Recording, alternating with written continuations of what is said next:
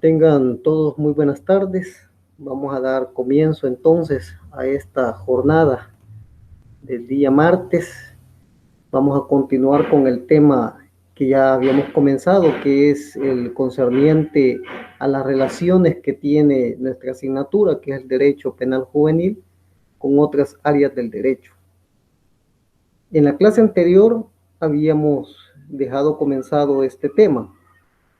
¿Se acuerda alguien qué fue lo que vimos en la clase anterior respecto a este tema número 4?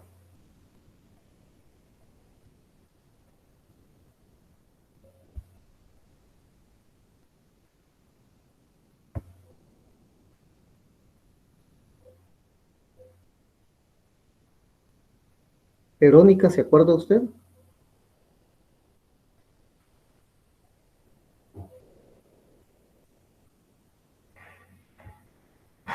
Verónica.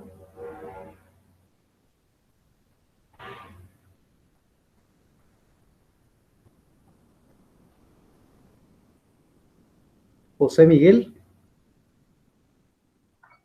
No recuerdo muy bien, licenciado, pero veíamos la diferencia entre la ley penal juvenil, la diferencia entre la ley penal juvenil y la ley Lepina en cuanto al reconocimiento de lo que es niñez. Sí. Que decía que era de 0 a 18 años, pero nuestra ley penal juvenil no reconoce la niñez en cuanto a esa edad, sino que es En, aplicable de la edad de 12 años a 18 años, de 12 a menos de 18 años. sí. Pero me refería al tema 4, relaciones. Relaciones con otras áreas del derecho. ¿Cuál fue la primera que comenzamos a ver? ¿Fue el derecho constitucional, licenciado? Muy bien, con el derecho constitucional. ¿Y cuál es la relación que tiene nuestro objeto de estudio con el derecho constitucional?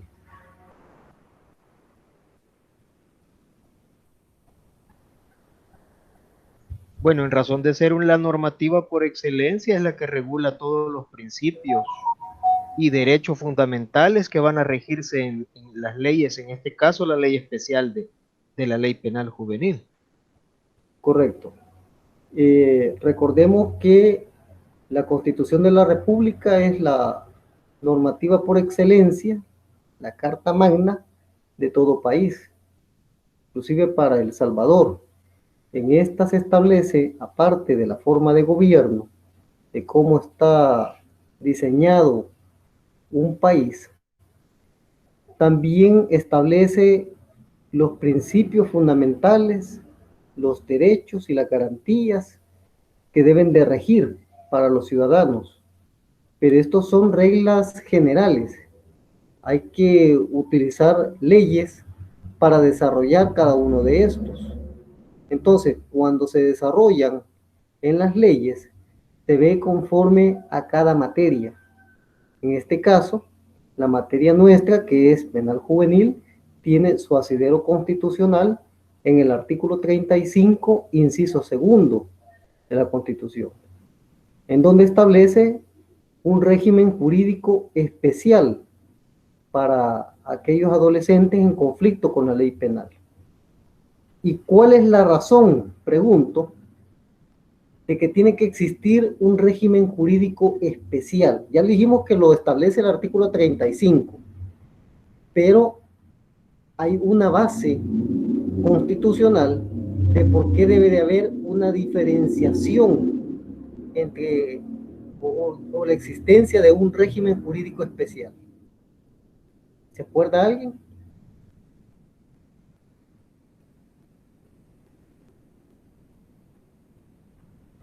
Bueno, veíamos el principio de igualdad y al mismo tiempo desigualdad y la de especialidad de la Constitución. Correcto. ¿En qué consiste este principio de igualdad y desigualdad del artículo 3 de la Constitución?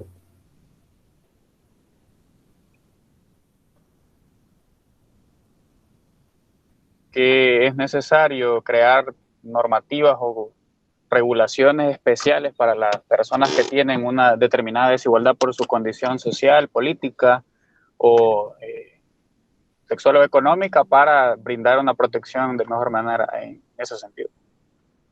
Vamos a ver, la desigualdad está generada por razón de edad, por razón de sexo, por razón de condición cultural,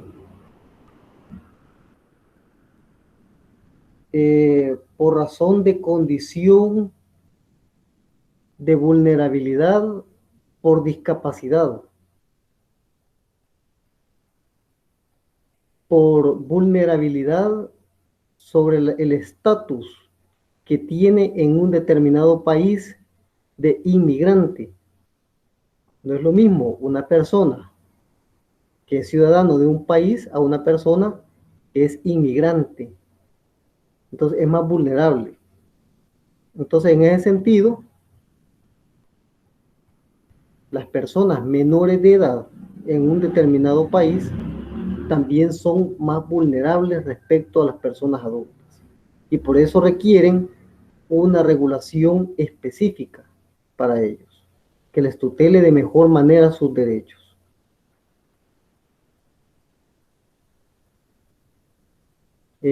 Verónica Elías, ¿está presente? Sí, licenciado, solo le estoy escuchando porque voy en transporte público y no puedo ir sacando el teléfono, por eso no le respondí hace un rato. Ah, ok, entonces cuando ya esté en un lugar estable, nos comunicamos, porfa. Oiga, le quiero hacer una consulta.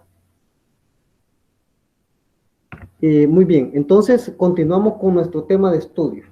Hoy vamos a continuar entonces con otra relación que tiene el derecho penal juvenil con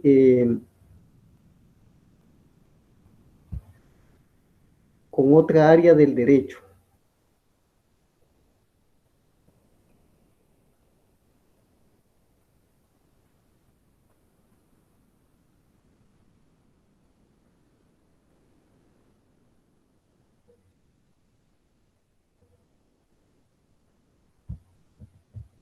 Déjenme nada más ubicar la presentación.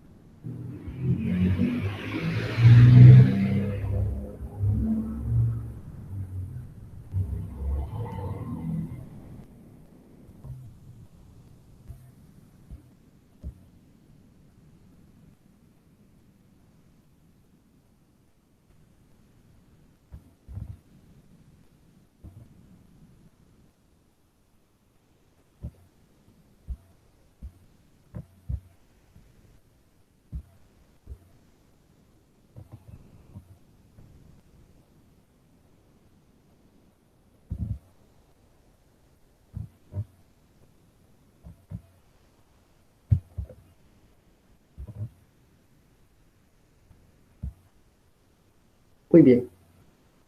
Alcanzan a notar la presentación, ¿verdad? ¿Se percibe la presentación? Sí. Sí, licenciado. Muy bien. Entonces, la primera que vimos fue con el derecho constitucional. Hoy vamos a la segunda.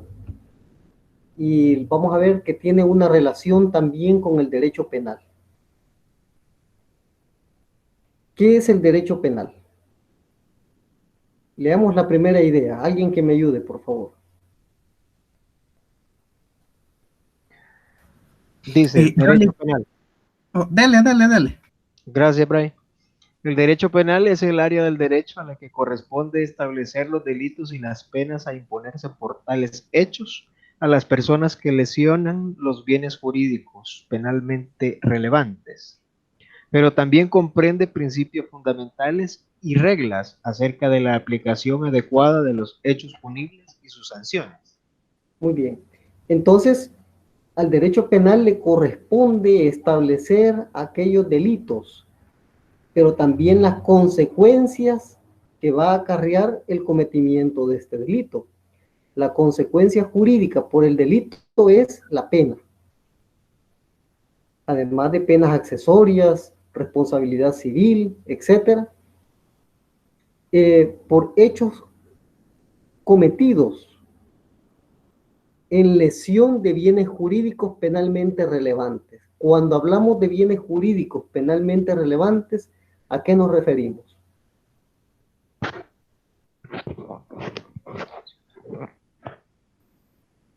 Entendería yo que a los bienes jurídicos protegidos, a los que se busca proteger con cada tipo penal. Correcto. Pero ¿por qué son relevantes? ¿Por qué son bienes jurídicos penalmente relevantes?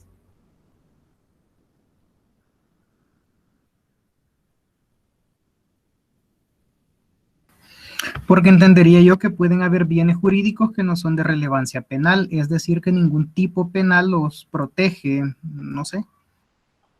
Correcto. Por ejemplo, imagínense ustedes que el derecho penal se encargara de perseguir cualquier situación de conducta antisocial que causara un reproche a cualquier ciudadano. ¿Cómo quedaría saturado el sistema penal ante esta situación? Por eso es que hay otro tipo de situaciones que se llevan a otros ámbitos de carácter disciplinario para evitar la saturación del ámbito penal. Ahora bien, pero ya adecuándolo al ámbito penal juvenil, entonces diríamos, alguien que me ayude con la segunda lectura, con la siguiente idea.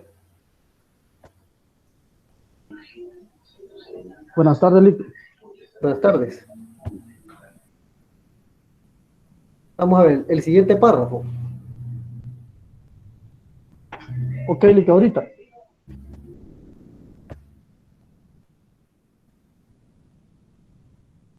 El derecho penal juvenil se vale del derecho penal sustantivo, por la razón de que este último carece de reglas propias que permitan ser un derecho autónomo, requiriendo aplicar su parte general, pero también su parte especial. Muy bien. Entonces, fíjense ustedes que el derecho penal juvenil necesita complementarse con el derecho penal sustantivo, por la sencilla razón de que el derecho penal juvenil, a pesar de que tiene reglas propias, pero no le permiten que esas reglas se vuelva aplicable por sí solo. Necesita acudir al ámbito penal de adultos para aplicar tanto la parte general como la parte especial. Ahora yo les pregunto a ustedes, ¿qué es esto de parte, en primer lugar, qué es el derecho penal sustantivo? Y como ustedes ya llevaron derecho penal, ¿verdad? Entonces, dígame a alguien de ustedes qué es el derecho penal sustantivo.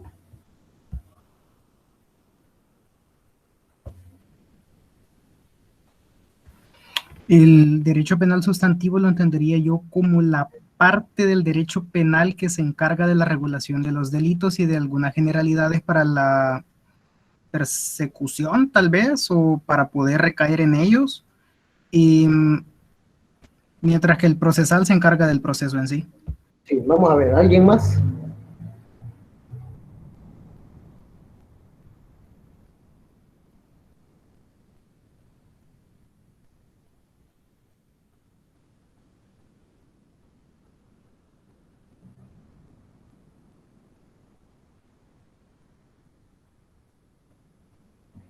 Manuel Amílcar.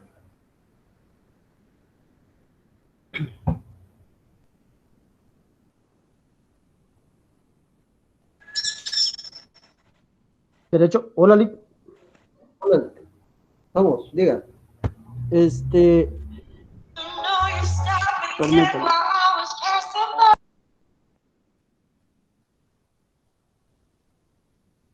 Vamos a ver, diga. Manuel. No es el que donde existen facultades jurídicas, donde cual las personas en razón natural, donde, ¿cómo le digo? Donde existe como un derecho, donde existe un derecho de ordenamiento jurídico. Bueno, la idea de Brian me parece un poco más atinada, pero sin embargo hay ciertos elementos allí que necesitan ser mejorados. Alguien que mejore entonces la participación de Brian. Mercedes.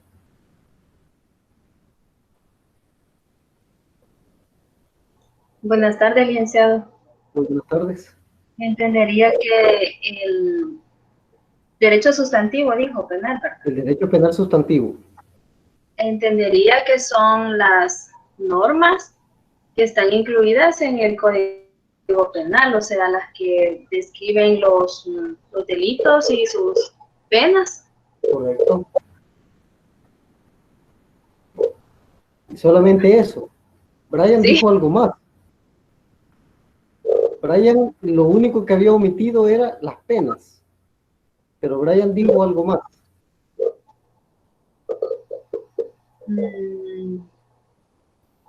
Sí, entendería, o sea, cuando hablamos de normas sustantivas que se refieren o sea, nuestro código, donde está, o sea, lo que ya le había mencionado. Muy bien, hasta ahí nomás.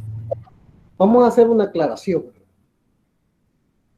Cuando ustedes estudian una asignatura, un área del derecho, como fue el derecho penal 1 y el derecho penal 2, ustedes no solamente lo vieron como un estudio normativo, o se dedicaron a estudiar solo el código.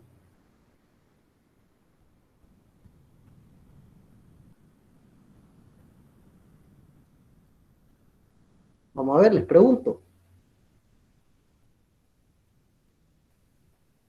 Cuando vieron derecho penal 1 y derecho penal 2, se dedicaron solamente a estudiar los códigos o el código penal.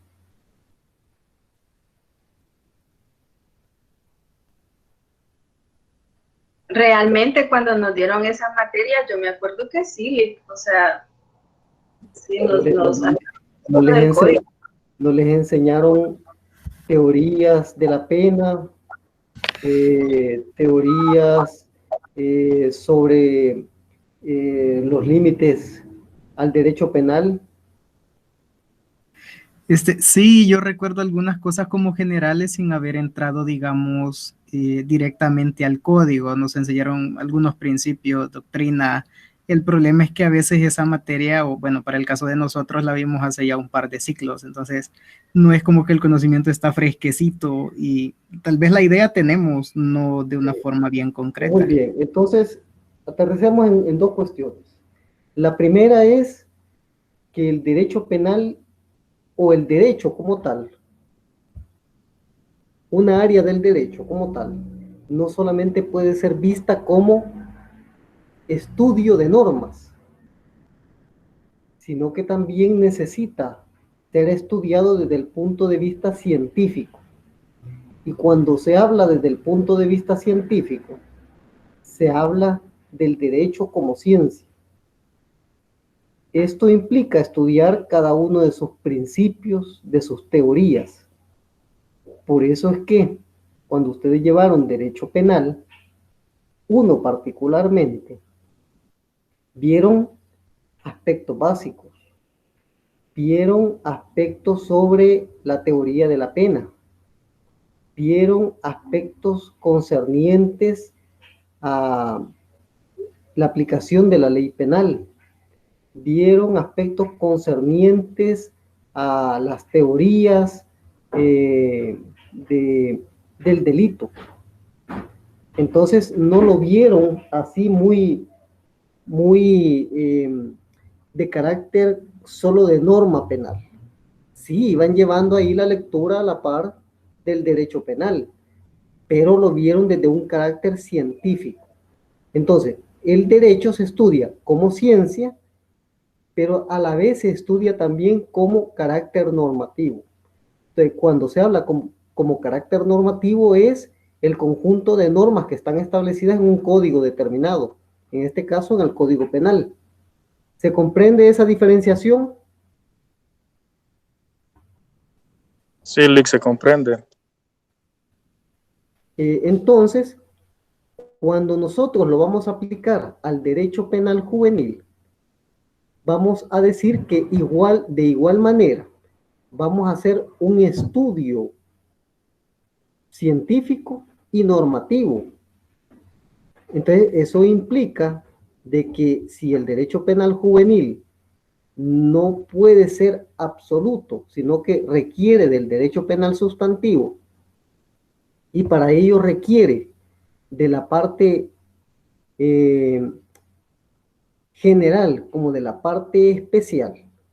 Ahora les pregunto, ¿qué es la parte general y qué es la parte especial? ¿Se acuerdan ustedes? Cristian.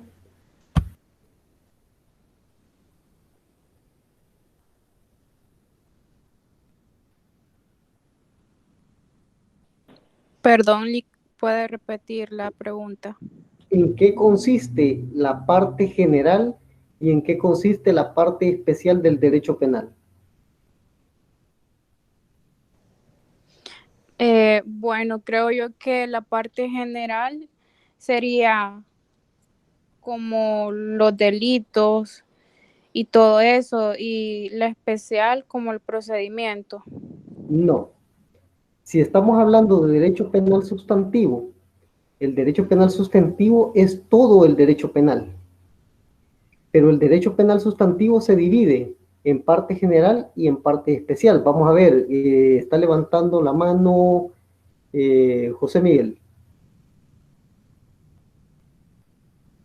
¿Puedes No, licenciado. Ok. Sí, podría ser la parte general, todo lo concerniente a eso, la generalidad del derecho y la aplicación de los delitos, y la parte especial es enfocada a eso, a los delitos y las faltas que regula el Código Penal. Muy bien.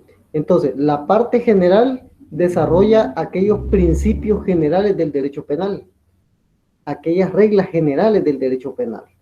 Por ejemplo, principio de legalidad, principio de lesividad, principio de dignidad, principio de proporcionalidad, culpabilidad, así también principio de territorialidad, etcétera. Y la parte especial del derecho penal sustantivo son los delitos y las faltas, junto con sus penas. ¿Ven ustedes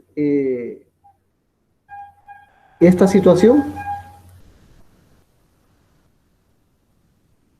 ¿Alcanzan a percibir el contenido del derecho penal sustantivo en su parte general y en su parte especial? Brian.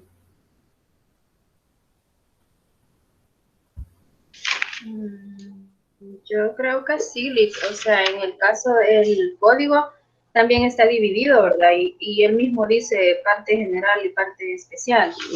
Esa separación no es casualidad. Esa separación atiende a una forma, de forma más ordenada de aplicarlo y de entenderlo. No es casualidad que esté dividido así, sino que es la forma como es mejor entendible desde el punto de vista de su aplicación y desde el punto de vista de su estudio. Por eso es que ustedes, cuando estudiaron derecho penal, primero vieron la parte general y después vieron la parte especial. ¿Qué creen ustedes que hubiese pasado si hubieran estudiado primero la parte especial y después la parte general? Hubiese sido un desastre completo en el aprendizaje. Entonces, de igual manera, el derecho penal juvenil debe de verse como una parte sustantiva de carácter general y de carácter especial. En la parte general, podemos decir que existen ciertas reglas en el derecho penal juvenil de carácter general en los primeros artículos de la Ley Penal Juvenil del 1 hasta el 20. Pero estas disposiciones no son suficientes, van a necesitar del derecho penal en la parte general y sobre todo en la parte especial, porque la Ley Penal Juvenil no tiene delitos ni faltas. Ustedes van a revisar todas las disposiciones de la Ley Penal Juvenil y esta no tiene delitos y faltas. Entonces, lo primero que hay que establecer es que la parte general del derecho penal, ahí encontramos los principios fundamentales del derecho penal. ¿Quién se acuerda cuáles son estos principios fundamentales del derecho penal?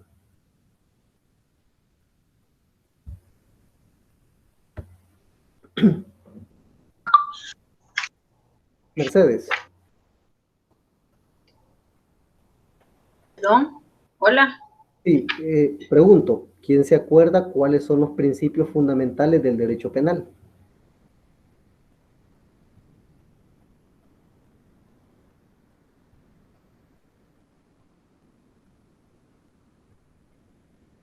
Está el principio de legalidad. Muy bien. El primero, de la dignidad humana. Sí. El principio de la seguridad del bien jurídico. Okay. De responsabilidad. El principio Sí. de necesidad. Principio de aplicación general, dice también aquí del Código Penal. Ok. Y bueno, sí, el principio de territorialidad. Vaya, hasta el número, hasta el artículo 5, que habla sobre el principio de culpabilidad o de responsabilidad y luego de necesidad de la pena, hasta ahí son principios fundamentales del derecho penal. De allí en adelante son reglas generales. Porque esa regla, por ejemplo, que usted acaba de mencionar, léame cómo dice el número 6. Ahorita, número 6 dice principio Solamente el título. Principio de aplicación general del Código Penal. De aplicación, se le oye cortado. Sí, pero hola. Aló, se le oye cortado. Sí, espéreme. Es que me está fallando el micrófono. Ok, entonces, alguien más que le ayude. ¿Cómo dice el artículo 6 en el título? Principio de aplicación general del Código Penal. Principio de aplicación general del Código Penal. ¿Ustedes creen que ese principio tendría aplicación en el derecho penal juvenil?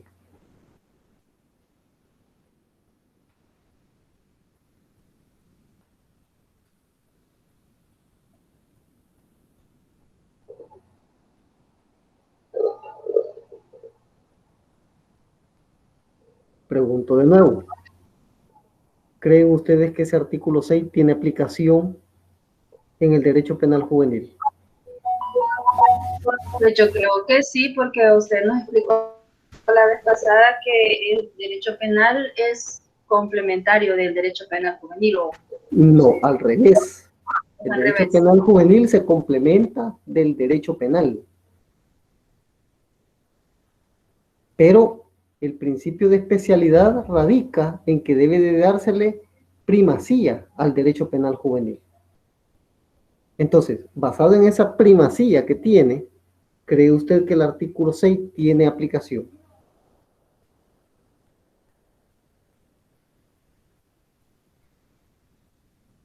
Lo que le está diciendo el artículo 6 es que tiene primacía las disposiciones del Código Penal. No aplícale. No tendría aplicación. Lee, con respecto a su pregunta, en el mismo artículo dice en el inciso segundo que las normas especiales de este código, dice, serán aplicables a los hechos punibles previstos en leyes especiales. Y por ley especial entendería yo también la ley penal juvenil, de manera que a menos que en la ley penal juvenil se regulara algo diferente, sería que se aplicaría aquel. Correcto. Ahí radica la especialidad. Entonces, la especialidad lo que le dice es que tiene primacía la ley penal juvenil. Y lo que no está en la ley penal juvenil dice en el artículo 41 que debe de irse a complementar con las otras leyes. Entonces, basado ya en esto, los principios fundamentales del derecho penal no hay vuelta de hoja. sí tienen aplicación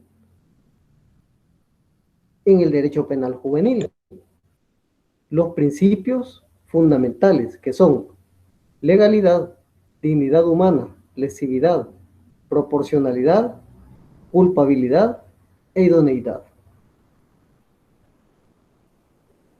¿Cómo tendría aplicación el principio de legalidad en la justicia penal juvenil? ¿En qué consiste el principio de legalidad?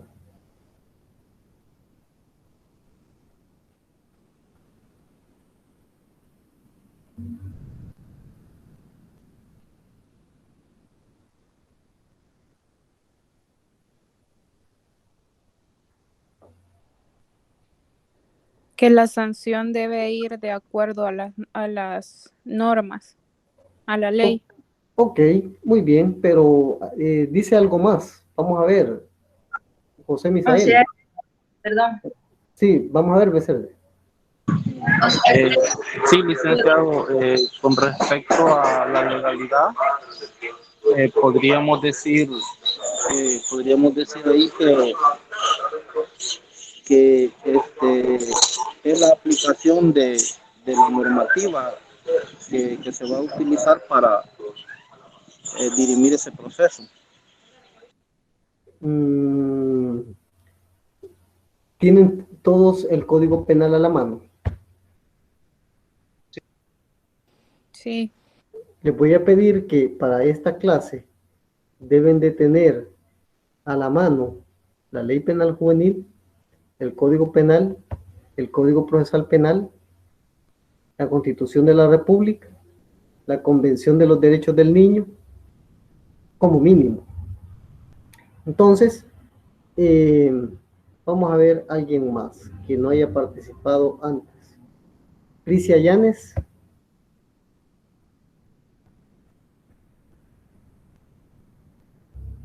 ¿Se encuentra Crisia Llanes?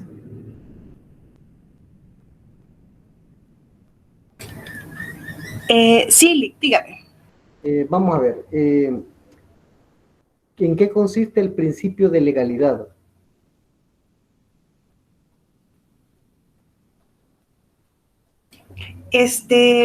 Bueno, el principio de legalidad para mí, licenciado, es la prevalencia de la ley sobre cualquier actividad del poder punitivo, o sea, es decir, que todo aquel que emana del Estado como tal y debe ser surgido por la ley y no por voluntad de ningún individuo. Ok. Mercedes, dígame. Sí, licenciado, entiendo que el principio de legalidad es donde las normas que describen un delito deben haber sido escritas con anterioridad, o sea, del delito. Sí, muy bien. Entonces, alguien que revise la Ley Penal Juvenil en el artículo 1, por favor.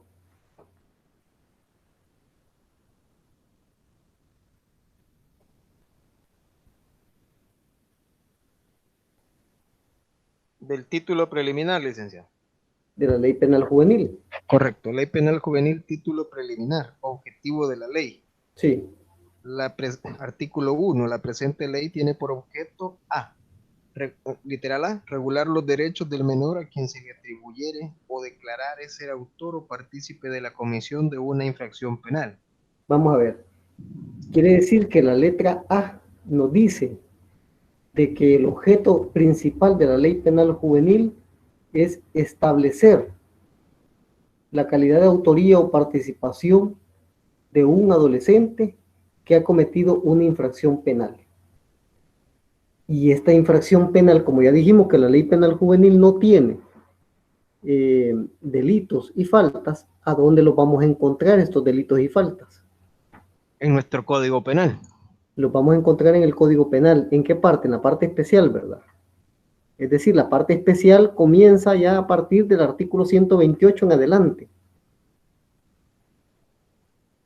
¿Estamos claros? ¿No se oye?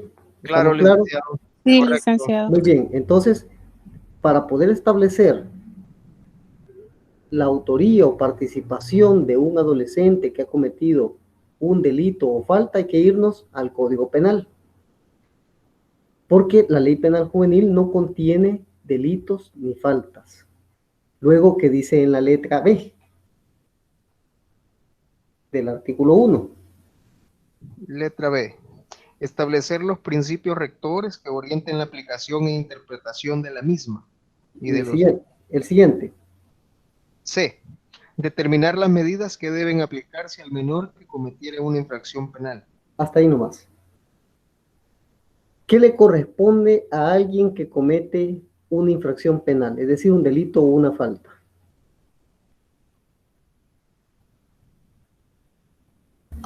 ¿Y una pena? ¿Cómo se le llama en términos generales a eso de pena? Sanción. Un término más general. ¿Castigo? No. Todo ilícito penal tiene aparejado una consecuencia jurídica. Esa consecuencia jurídica lleva la pena principal y la pena accesoria y la responsabilidad civil. ¿Estamos claros hasta ahí? ¿No se oye? Perfecto. Quiero más participación, por favor. A veces me quedo como que estoy yo solo. Vamos a ver. Entonces, ustedes tienen que ir cotejando esto con el artículo 1 del Código Penal. En el Código Penal se establece que por principio de legalidad es establecer los comportamientos ilícitos constitutivos de delitos o faltas cometidos por una persona en calidad de autor o partícipe, a quien se le va a imponer una pena o medida de seguridad. Así es, ¿verdad? Sí.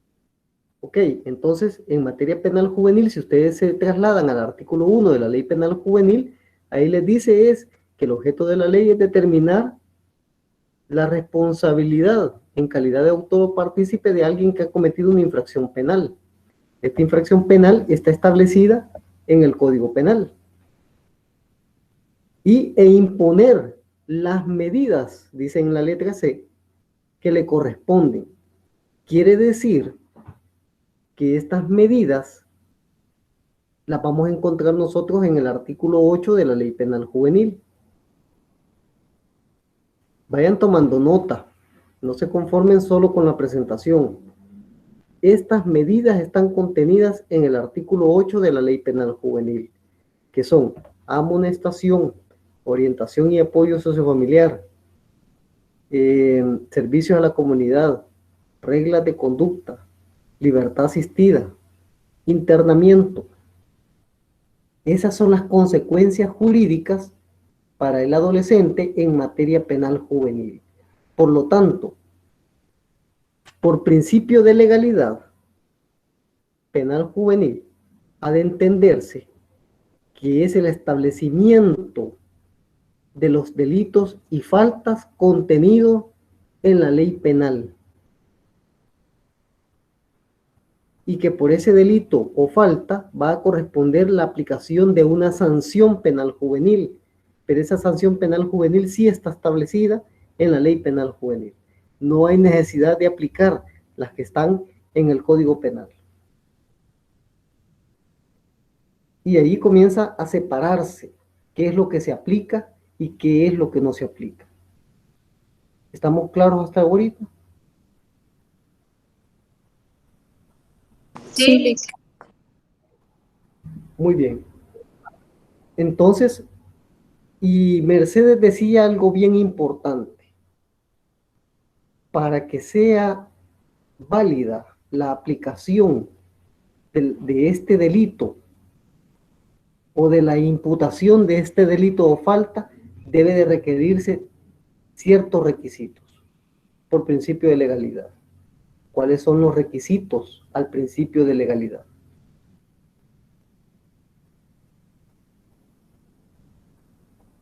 Usted, Mercedes, ya decía uno. ¿Recuerda? Sí, sí, haber estado escrito con anterioridad, o sea, haber estado Correcto. tipificado como norma con a esa garantía de realidad se le conoce como ley previa. Okay. Es una garantía de ley previa y debe de estar escrita con anterioridad al hecho. No puede ser que ahora cometa el delito, hoy mismo se regule ese delito y se le aplique. La norma penal debe estar previamente al comportamiento, como conducta prohibitiva. Les voy a poner un ejemplo.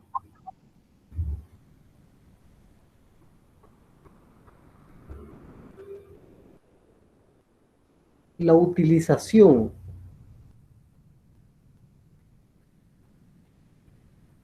de ganzúas es un delito. ¿Saben qué es una ganzúa? Según recuerdo, sí lo es. ¿Qué es una ganzúa? Según recuerdo, es un instrumento para poder abrir Vehículos. vehículos, chapas. Okay. Entonces, si alguien tiene una ganzúa, ¿se le puede procesar penalmente?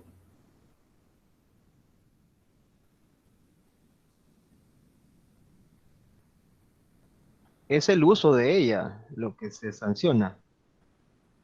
El uso de ella. Es decir, cuando me dice el uso de ella, ¿a partir de qué momento entonces pasaría a ser constitutivo de delito?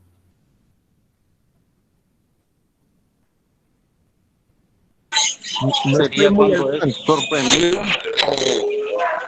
en el momento que está cometiendo el hecho. Y entonces, ¿se le sancionaría por el uso de la ganzúa o por un comportamiento diferente?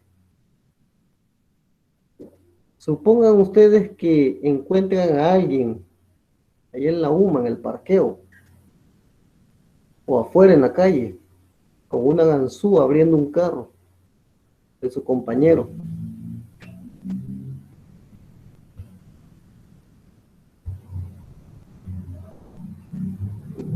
¿Qué delito está cometiendo? Eso ya sería hurto, licenciado. Eso ya sería hurto, con un mecanismo, y es un hurto agravado, porque es en vehículo. Allá en el 208 creo que está regulado eso, el Código Penal. Pero la sola tenencia de la ganzúa en sí no es constitutiva de delito. Puede ser... Es tipificada como falta, ¿verdad? ¿Ya lo ubicó usted en el Código Penal? Déjeme ver. Es el 383. Veamos, ¿cómo dice? Dice, tenencia injustificada de ganzúas o llaves falsas. Artículo 383. El que tuviera en su poder llaves alteradas o falsas o instrumentos aptos para abrir o forzar cerraduras y no justificare su tenencia, será sancionado con 10 a 20 días multa. Sí. O sea, en el caso de solo la tenencia. Vamos a ver. Fíjense que Costa Rica fue declarado inconstitucional esa disposición. En Costa Rica, ¿verdad? Aquí todavía no ha habido necesidad. Pero, es decir, alguien que le encuentre en una ganzúa, entonces quiere decir que sería procesado penalmente. ¿Y qué tal si no la tiene para abrir un vehículo? Es que sí la va a tener para ello, porque para ello es. El problema es, licenciado, que si es así, entonces se deben de remitir o deben ponerse a disposición de la fiscalía a todos los cerrajeros, entonces. Correcto. Porque ellos lo utilizan para abrirlos, pero Correcto. Es su profesión. Correcto. Entonces, pero digamos que ellos están justificados por su profesión. Pero mientras tanto ahora hay que investigarlo, ¿verdad? Si realmente se dedica a eso. Entonces es un problema de seguridad jurídica allí. Entonces, la norma también debe de reunir un requisito que se le conoce como requisito de ser norma precisa. Es decir, no basta con que la norma exista previamente de forma escrita, sino que también debe ser norma precisa. Entonces, vean ustedes que esto no está contenido en la Ley Penal Juvenil, pero sí lo establece el 1 del Código Penal. Entonces, lo cual hace complementar las reglas que ya tiene la Ley Penal Juvenil con el artículo 1 del Código Penal para la aplicación del principio de legalidad. ¿Ven cómo funciona entonces la aplicación de un principio fundamental en el derecho penal juvenil? Quiere decir que un adolescente no puede ser perseguido penalmente por un comportamiento no establecido en la norma penal. Les voy a poner otro ejemplo de principio de legalidad y de norma precisa, de principio de precisión de la norma. Va alguien caminando y lleva un artefacto similar a un arma de fuego, con las mismas características, pero no es un arma de fuego. Que cuando usted la mira dice, aparentemente es un arma de fuego. Lo detiene la policía y se la encuentra. Y dice que va a ser remitido a la policía por portar un objeto similar a un arma de fuego. ¿Qué opinan ustedes?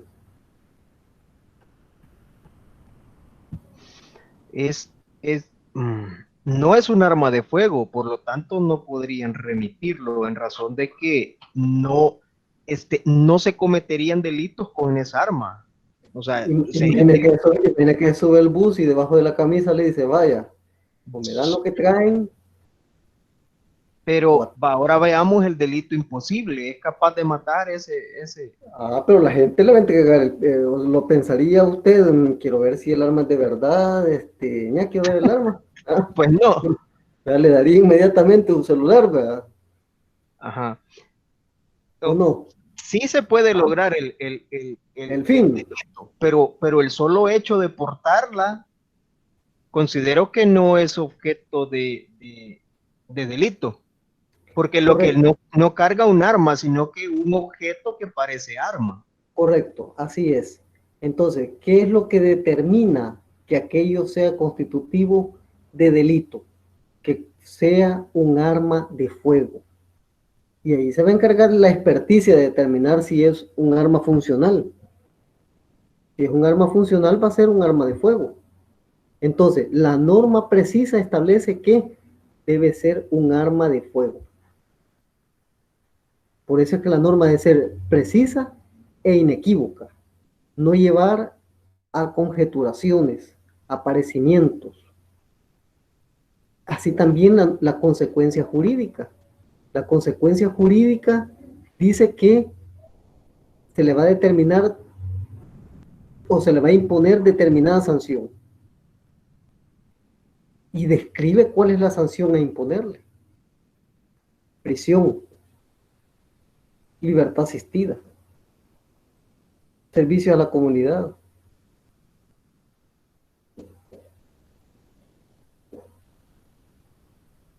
Reglas de conducta. Entonces, allí es norma precisa e inequívoca. Si no cumple esos parámetros, la norma no cumple el principio de legalidad.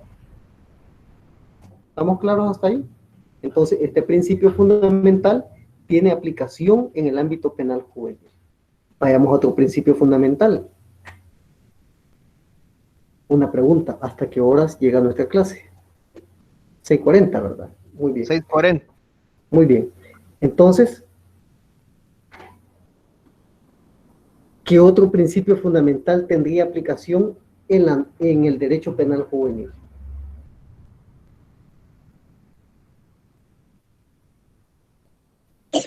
Derecho a la defensa. Ese es procesal. Estamos hablando de principios fundamentales del derecho penal. el principio de lesividad del bien jurídico. Muy bien, me alegra que haya mencionado el principio de lesividad del bien jurídico, porque este principio es bien importante, es bien relevante. ¿En qué consiste este principio de lesividad del bien jurídico?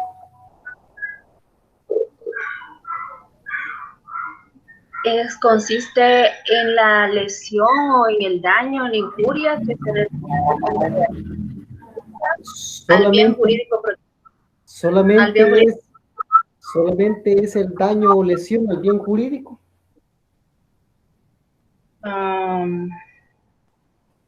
O también puede tomarse en cuenta el peligro al bien jurídico. Sí, en el caso de la omisión.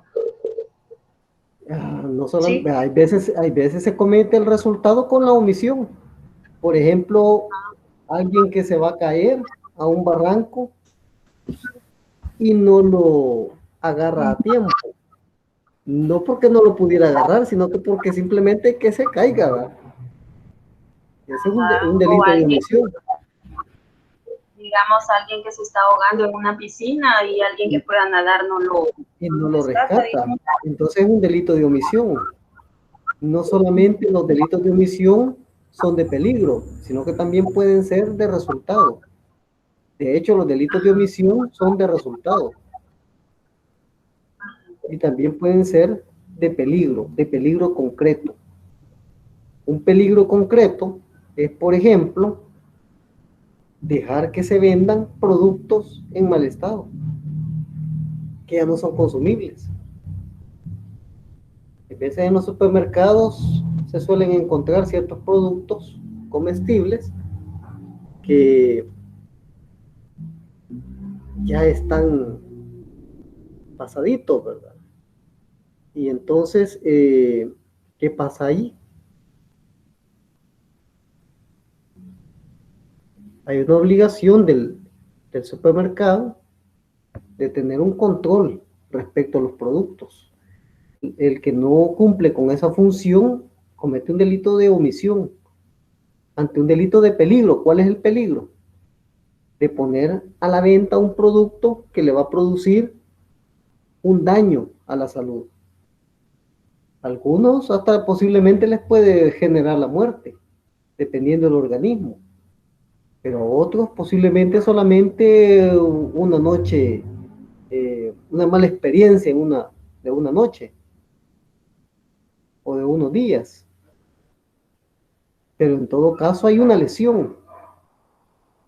Pero no, lo que se sanciona no es llegar hasta la consecuencia de la lesión, sino es el hecho del riesgo que se corre con que ese producto entre al mercado, esté a disposición del público.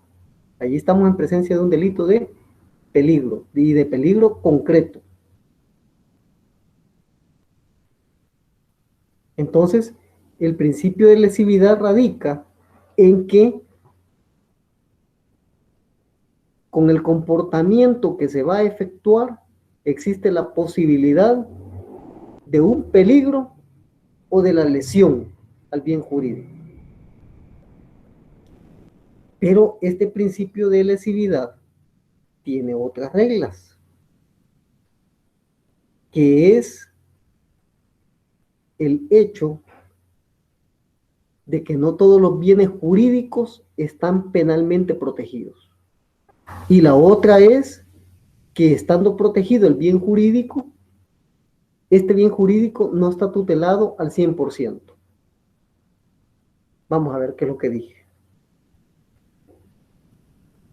Que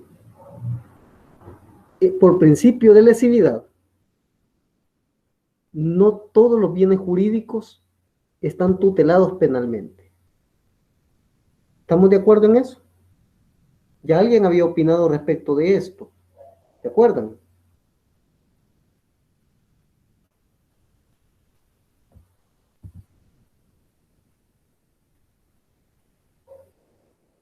Sí, Lick, solo que por lo menos a mí no se me ocurre cuál no entraría. Veamos, por ejemplo, las conductas inmorales. Cuando ustedes viajan en el autobús y alguien simplemente o comportamientos indecorosos que rayan con las buenas costumbres, con los buenos hábitos, con ser atentos. Por ejemplo, va una persona embarazada en el autobús y nadie le cede el puesto. Todos critican, ve, no le ceden el puesto, ¿verdad? Pero nadie cede el puesto. ¿Se ve mal eso? ¿Sí o no?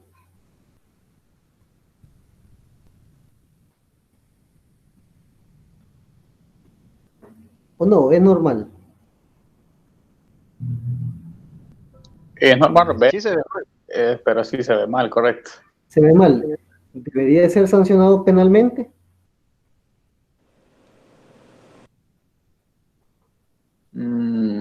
Sí, podría determinarme que bien jurídico se está viendo lesionado, porque analizándolo de esa perspectiva, la moralidad no tendría por qué ser sancionada, o sea, esa falta de costumbre de las personas.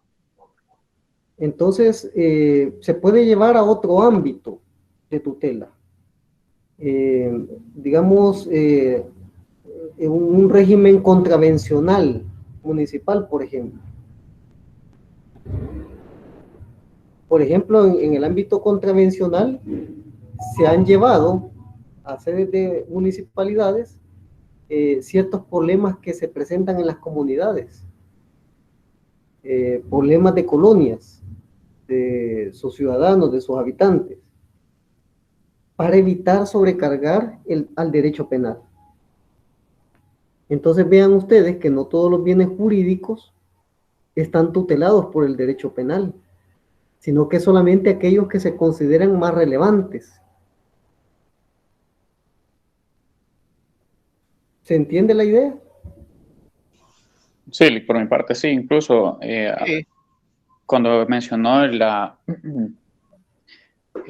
delitos de omisión, en este caso no sé si sería adelantarnos un poco a los temas, pero ¿cómo podría aplicarse la omisión en esa etapa del derecho del penal juvenil? No sé si hay un ejemplo para eso. Vamos a ver, ya poníamos un ejemplo del delito de omisión. Por ejemplo, decía su compañera, creo que era Mercedes, la persona que se está ahogando en la piscina y hay otra afuera que sabe nadar y sin embargo no hace nada por intentar rescatarla. ¿Está cometiendo un delito de omisión?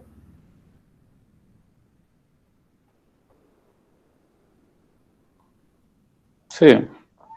Sí, está cometiendo un delito de omisión porque teniendo la capacidad de afrontar el riesgo de lanzarse a la piscina, no lo hace. Pero le voy a poner otro ejemplo. ¿Qué tal si yo estoy frente a la piscina? Veo que se está ahogando una persona que mide un promedio de 1,80, que pesa un promedio de 250 libras. Yo soy una persona que mide por ahí por los 1,60, que peso un promedio de 1,36 y que puedo nadar lo básico para mí. Puedo afrontar ese riesgo. No estaría obligado. O sea, ahí vienen ciertas situaciones también que hay que tomar muy en cuenta. Que hay ciertos delitos que se le van a atribuir a ciertas personas con ciertas condiciones. Arles, diga. Sí, la pregunta iba enfocada, llevándolo a la práctica. ¿Se ha dado algún caso en que en algún menor de edad haya sido juzgado o haya sido imputado por el delito un delito de omisión? Mire, no tengo idea hasta ahorita hasta qué punto se haya declarado responsable. Pero es por demás que estas teorías sí tengan aplicación, sobre todo cuando se tiene el deber de cuidado. Por ejemplo, tienen el deber de cuidado las personas que tienen responsabilidad sobre terceros a su cuidado. Por ejemplo, personas ancianas, menores de edad que cuidan menores de edad, en fin, o por el simple hecho de estar en el lugar y no realizar un comportamiento distinto para evitar la realización del delito. Como por ejemplo cuando están presentes ante un acontecimiento de que van a matar a alguien y la persona se mira que no hace nada. Entonces hay un acompañamiento que, si bien no realiza un comportamiento de matar, pero está realizando un comportamiento diferente. Entonces, aquí es bien criticable porque básicamente los que participan en un delito de homicidio sin portar armas están haciendo un respaldo efectivo a la persona que efectúa los disparos.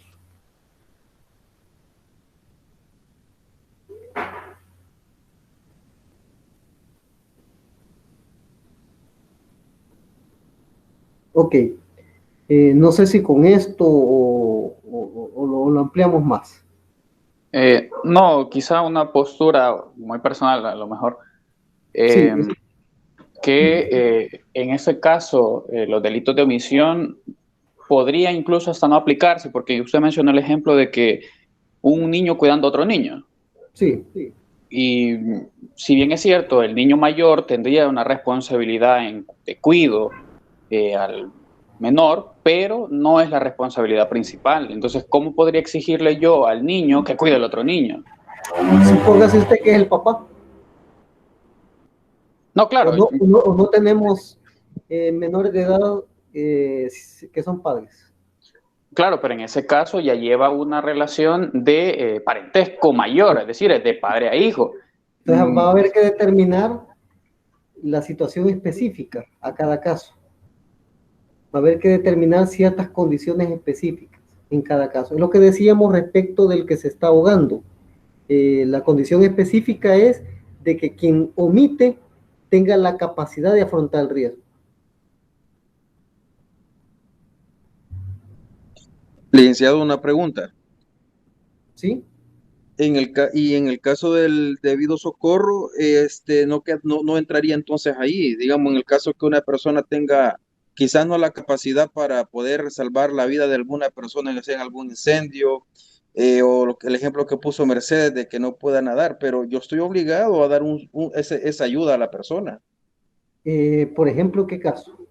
Por ejemplo, usted me decía, un incendio, no cualquiera podría ingresar. Exacto, pero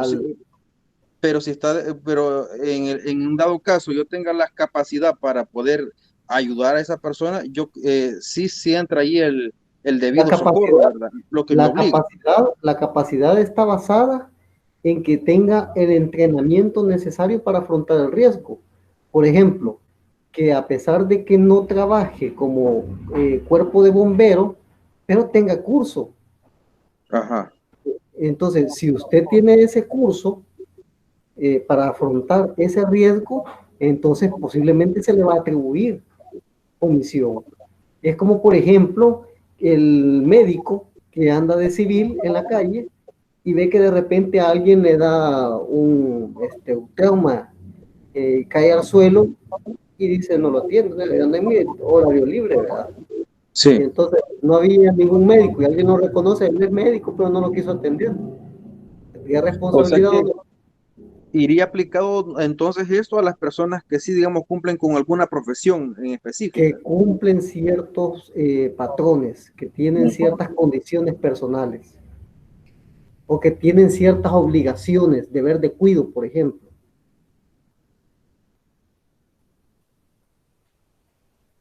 Bueno, de hecho, en el mismo Código Penal existe una sanción Comisión por omisión. Omisión del deber de socorro, igual. Así es, así es. Bueno, para no entretenernos mucho en este tema, entonces lo importante es dilucidar que no todos los bienes jurídicos son penalmente tutelados, sino que se supondría que son los más relevantes. ¿Estamos claros hasta acá? Clarísimo, Lee. Muy bien, pero Sí, siendo tutelados algunos bienes jurídicos, este bien jurídico no está tutelado al 100%.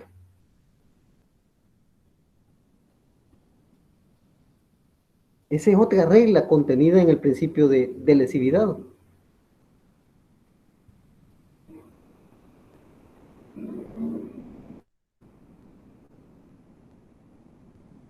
Decía que hay bienes tutelados que no... Están al 100% tutelados. Ok. No están, ningún bien jurídico está tutelado al 100%. Por ejemplo, la vida es el derecho fundamental por excelencia, ¿o no?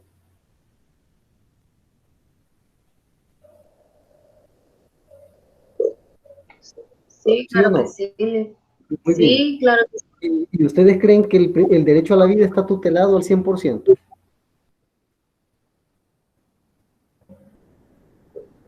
¿Se le puede morir un paciente al médico?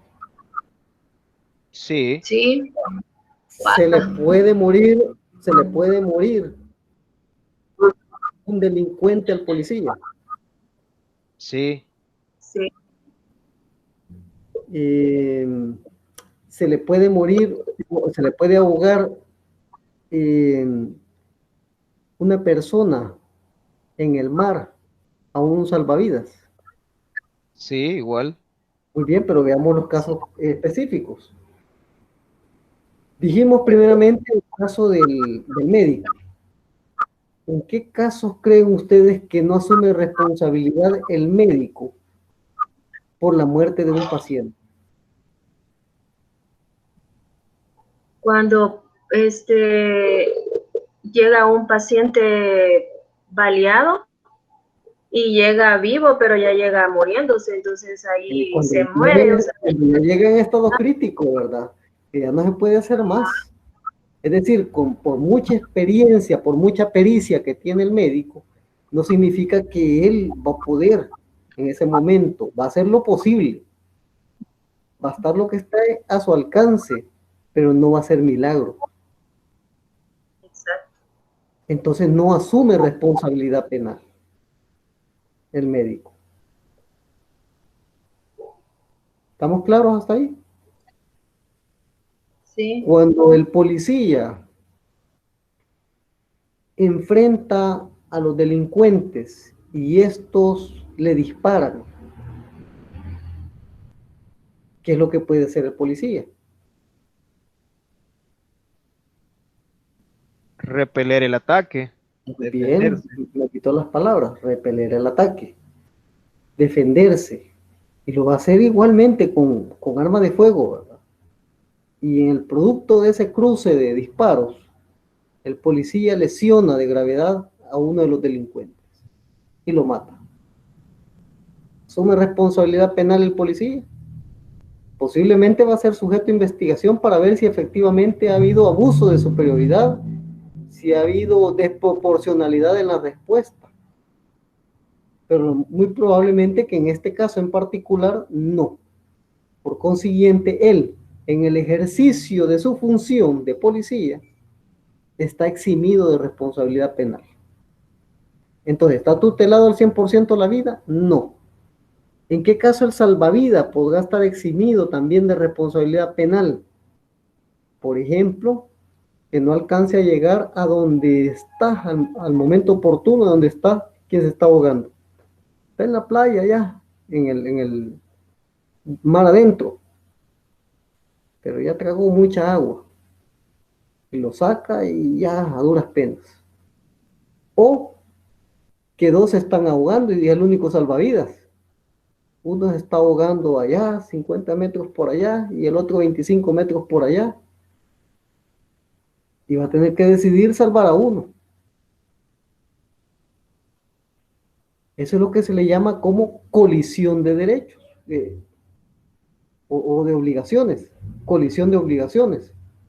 Es lo mismo que le puede ocurrir al policía cuando va persiguiendo a dos delincuentes y estos se separan. ¿A cuál de los dos va a seguir? A ambos no puede. Va a tener que seguir a uno. ¿Asume responsabilidad porque se le escapó el otro? No.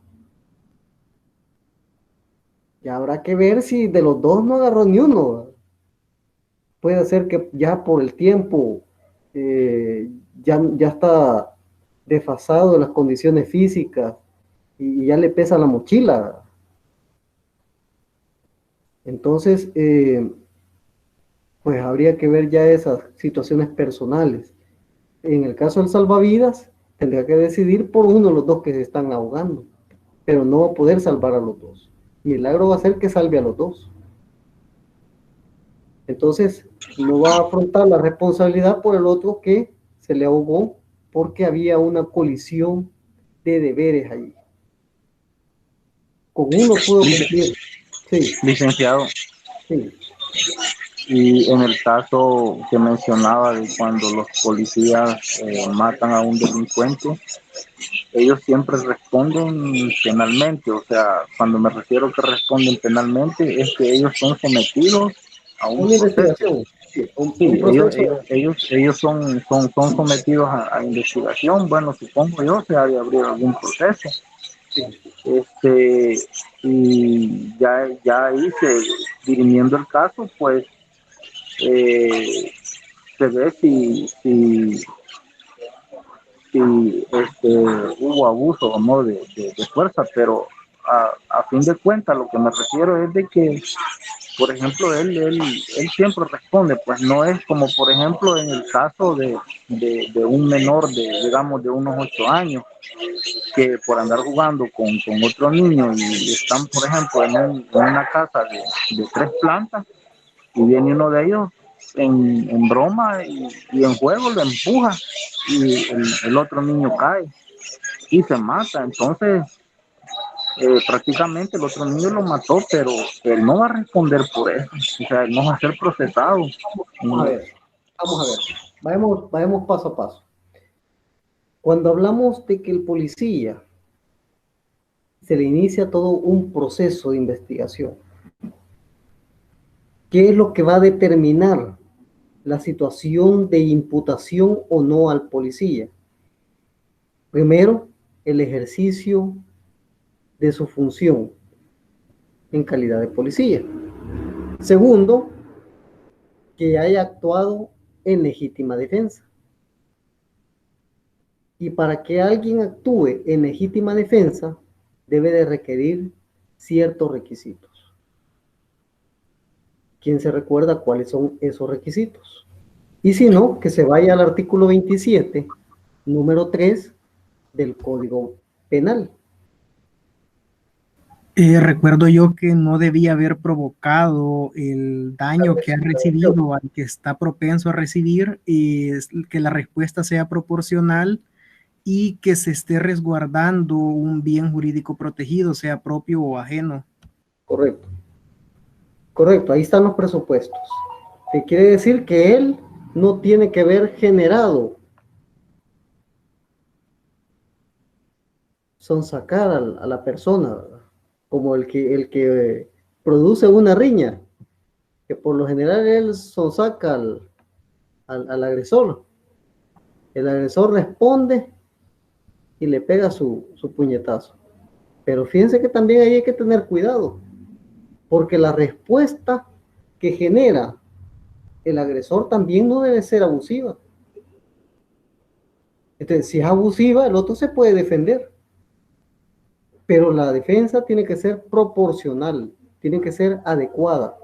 Por ejemplo, y esto sucede mucho en la práctica con la autoridad policial, con el abuso de autoridad, que la respuesta por lo general hay veces es superior a lo que está generando el apresado, el aprendido.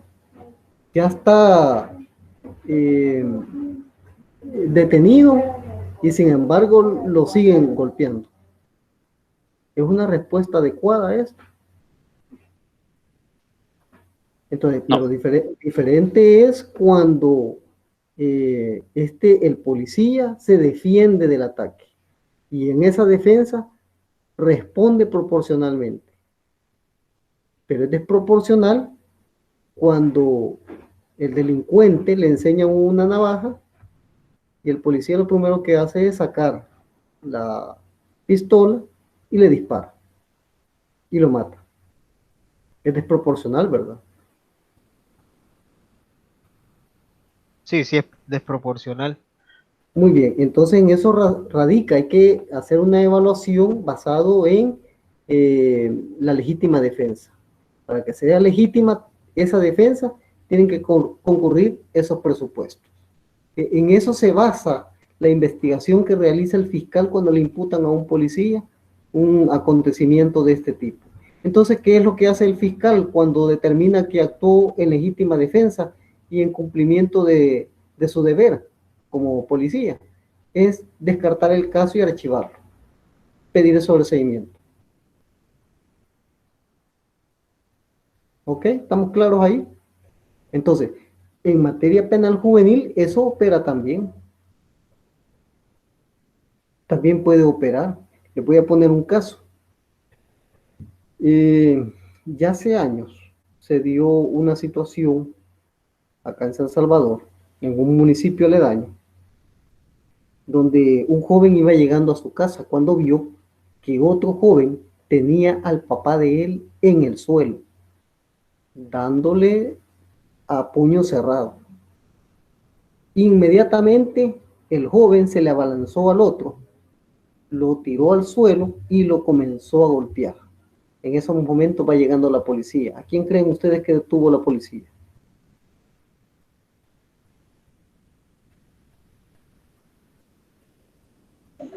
Al que estaba menos golpeado. Detuvo al que vio que estaba golpeando al otro.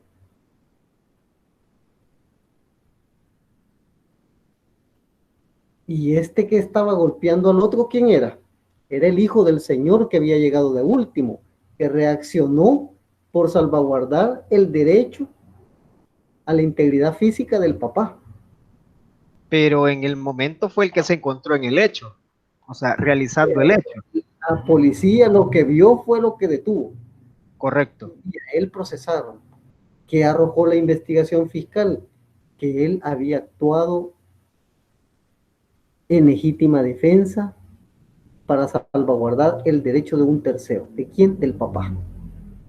Correcto. Sí, ahí la policía actuó en cuanto a lo que observó, porque eso no lo van a determinar ellos, sino es el hecho.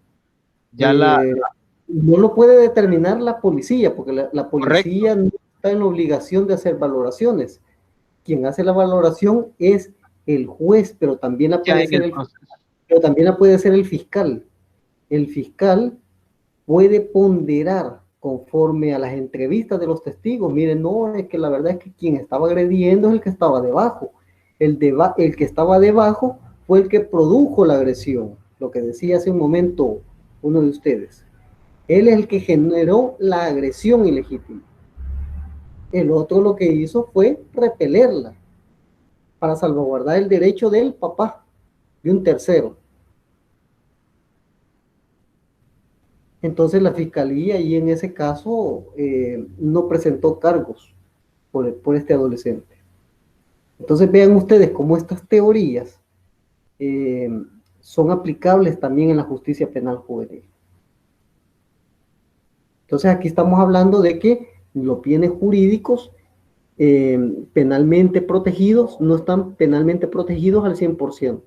Siempre van a haber aristas de desprotección.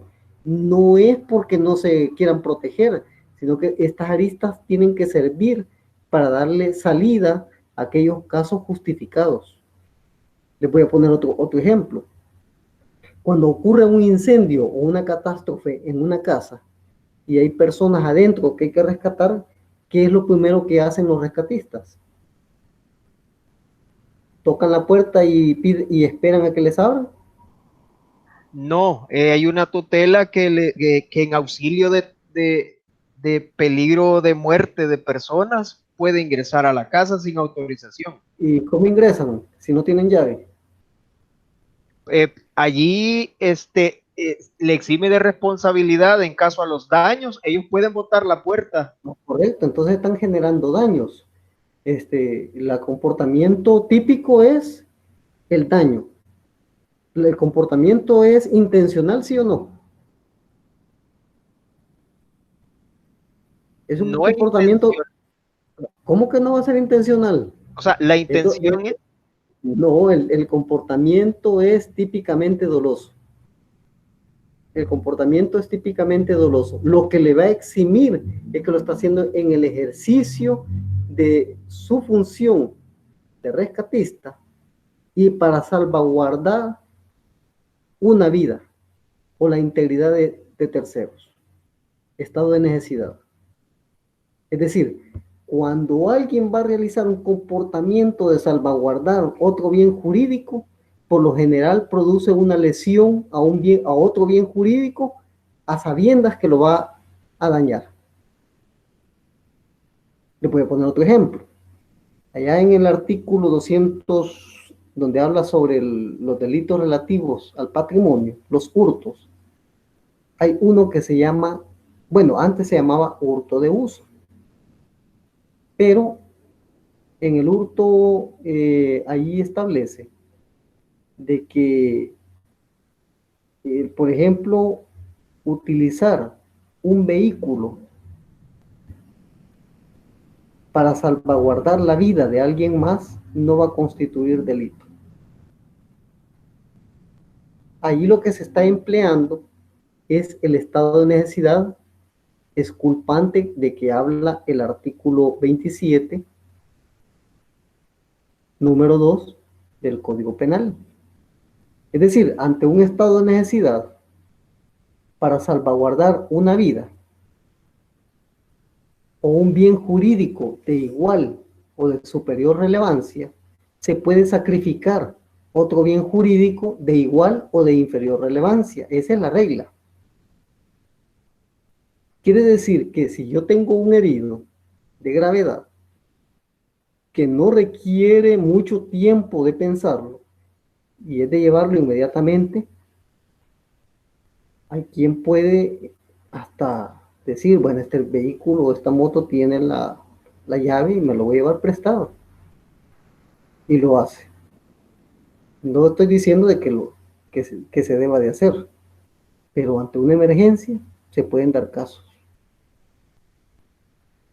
Y a eso es lo que el Código Penal anterior le llamaba hurto de uso, pero de un uso necesario. Porque hay hurtos de uso por conveniencia que no son justificados, como por ejemplo, cuando llevan al taller el vehículo, sobre todo si son microbuses o camionetas, y entonces las ocupan para andar trasladando, haciendo viajecitos, y el dueño ni cuenta se da. A eso se le conoce como hurto de uso. Pero hay un hurto de uso que está justificado, que es cuando se requiere para salvaguardar otro bien jurídico, por ejemplo, la integridad o hasta la vida. ¿Estamos claros? Entonces, vean ustedes que estas reglas del principio de lesividad son aplicables también en la justicia penal juvenil. No las vemos expresamente allá en la justicia penal juvenil, sino que las encontramos en el artículo 3 del Código Penal.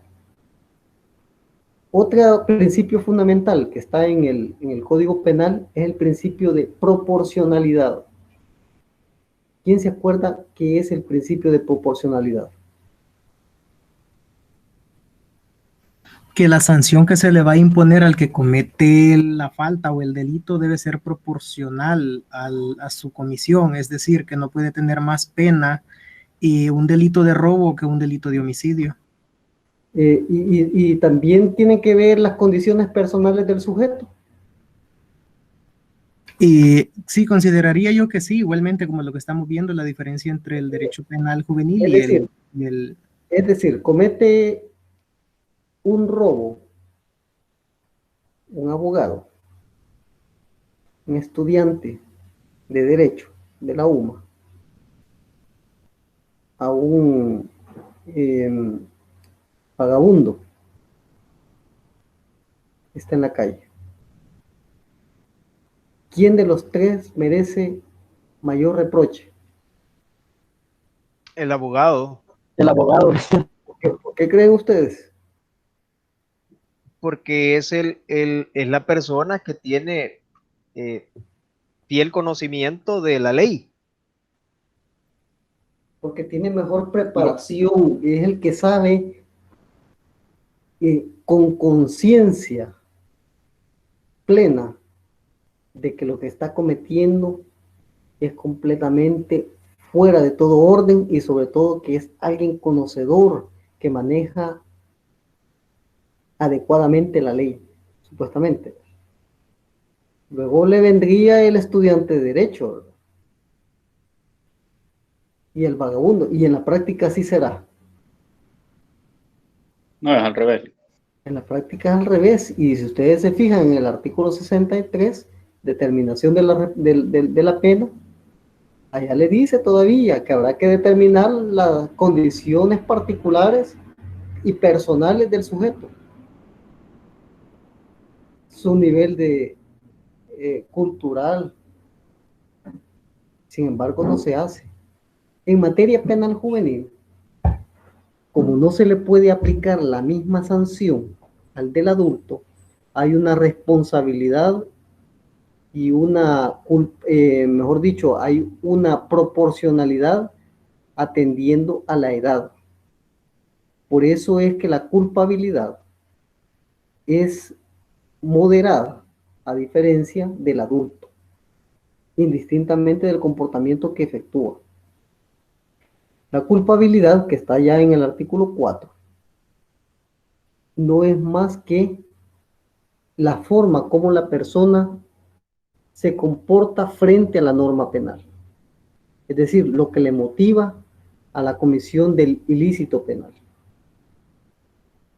Cuando tenemos un delito, es decir, un comportamiento típico y antijurídico, es decir, la antijuridicidad es que no tiene excusa para su comisión. El sujeto se le va a reprochar que comete ese ilícito penal porque, pudiendo haber obrado de forma diferente, no lo hace. Decía, creo que José, uno de los dos José que están ahí, cuando un adolescente, un niño, empuja a otro desde el balcón y cae al suelo desde 2, 3 metros, por regla propia, aquellos que están por debajo de los 12 años están eximidos de responsabilidad penal.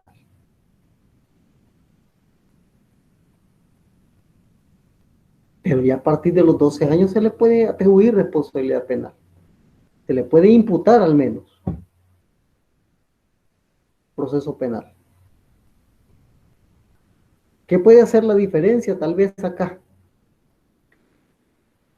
¿Ustedes creen que este niño de 8 años sabrá la diferencia de lo bueno y lo malo?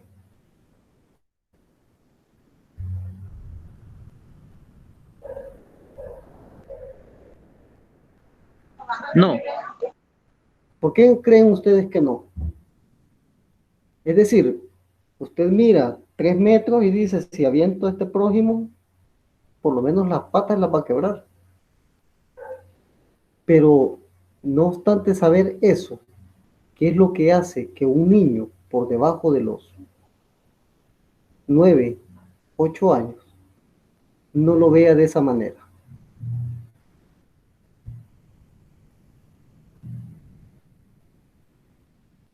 Yo pienso, licenciado, que porque por la edad del niño, o sea, no tienen desarrollado todavía la capacidad emocional, psicológica, digamos, y entonces ellos no saben en su psiquis, o sea, el resultado, porque no tienen esa capacidad desarrollada. que la vamos adquiriendo, o sea, con la edad, ¿verdad? Cuando vamos... Correcto. Es decir, no hay una comprensión plena de la realidad. Todavía no se saben manejar con base a esa comprensión de la realidad. Miran la realidad, miran la altura, pero todavía no se saben manejar con base a esa comprensión de la realidad. Por ejemplo, un niño puede ver que hay una altura y decir, pero como soy Superman, puedo volar. ¿O no? Hay un mundo de fantasía y ese mundo de fantasía, que es la falta de inhibición, que es el contraste entre la realidad y manejarse con base a esa realidad. ¿Se entiende la posición? Una cosa es la comprensión de la realidad y otra cosa es que alguien se maneje con base a la comprensión de la realidad. Inclusive a algunos adultos nos puede pasar eso, de que podemos ver la realidad, pero que nos manejemos conforme a la comprensión de esa realidad es otra cosa. Uno.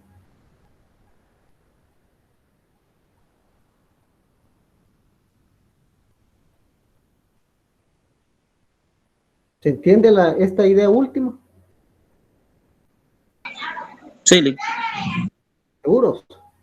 Pregunta de examen.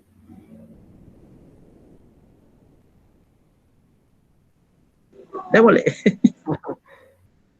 Como queda la clase grabada. Bueno, entonces la culpabilidad implica una capacidad de saber comprender la realidad y manejarse con base a esa realidad.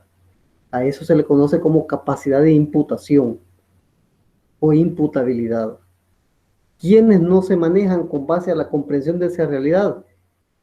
Bueno, legalmente, aquellos que están por debajo de los 12 años. ¿Por qué digo legalmente? Porque la ley penal juvenil los deja fuera. ¿Ustedes creen que una persona de 10 años, de 11 años, no comprende la realidad? ¿O qué hará diferente entre un menor de 11 años, 11 meses, 29 días o 30 días, 29 días, perdón, a uno que acaba de cumplir los 12 años?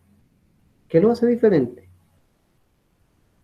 Puede ser que el que tenga 11 años, 11 meses, 29 días, sea más buzo que el que tiene ya los 12 años. O el desarrollo de la personalidad es igual para todos.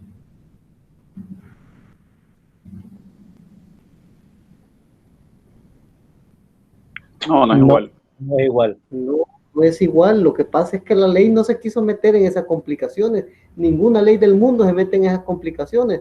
Lo que dice es, bueno, a partir de tal edad son imputables y a partir de tal edad no lo son. Así de sencillo. Pero puede hacer que el cipote de 14 años no comprenda ciertos comportamientos ilícitos a cómo los podría comprender otro de menor edad.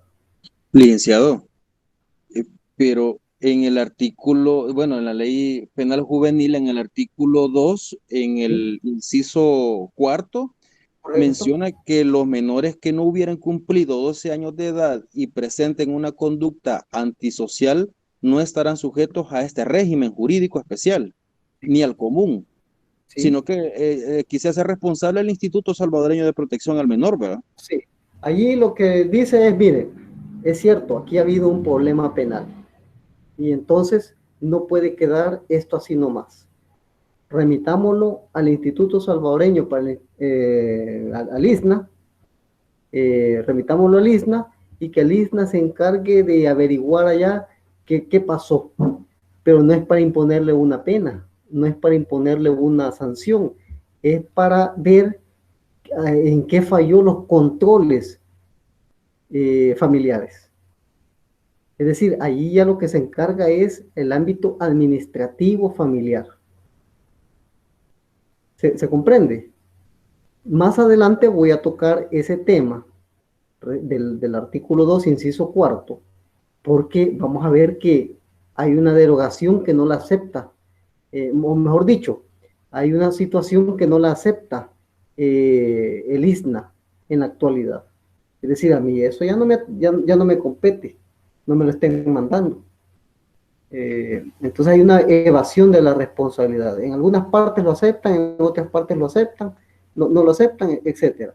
Miren, por cuestiones de tiempo, porque ya minuto 42, vamos a llegar hasta acá. Hemos visto los principios fundamentales, básicamente, del derecho penal, que son aplicables también al ámbito penal juvenil.